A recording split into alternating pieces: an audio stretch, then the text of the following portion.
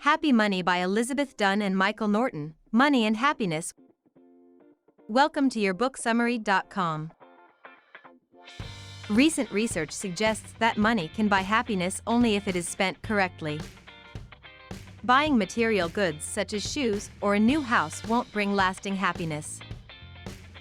To achieve happiness through spending, one should seek experiences that foster connections with others, reinforce personal identity, and allow for free time and memorable moments. Adopting some happy money tactics can help you derive greater pleasure from your possessions.